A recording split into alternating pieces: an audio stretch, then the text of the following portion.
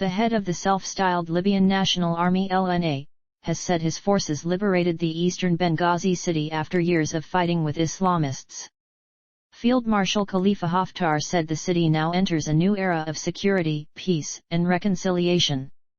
If confirmed, victory would mark a major advance for the one-time commander in the army of late strongman Muammar Gaddafi.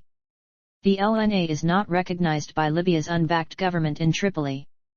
Libya's unrest since the 2011 ousting of Gaddafi saw extremist organizations, including so-called Islamic State, gain a foothold in the country. In a televised speech on Wednesday, Field Marshal Haftar said that after a continuous struggle against terrorism and its agents that lasted more than 3 years, we announce to you the liberation of Benghazi. His announcement comes after bloody battles this week in Benghazi's Sabri district, in which dozens of LNA fighters and various local Islamist militants died.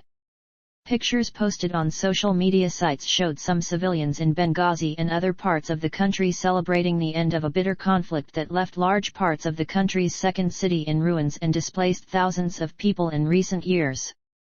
But Field Marshal Haftar also has many political and armed opponents in Libya. He does not recognize the government in Tripoli, and instead backs the authorities in the east.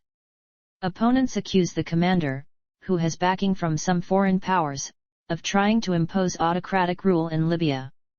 Benghazi's conflict over the last 3 years at times appeared to have no end in sight, and, as it grew, so too did the Field Marshal Haftar's political and military ambitions.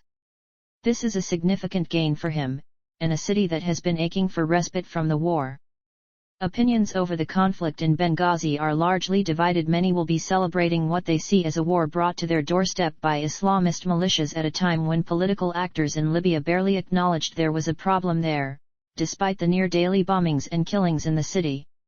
Others view it as a product of a man who was power-hungry and lumped up all of his enemies under the banner of Islamist terrorists to pave the way for a future political role through the might of the gun.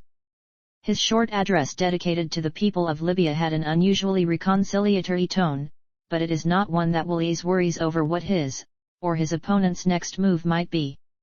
In Libya today, a military victory in one battlefield often opens the door to conflict in others.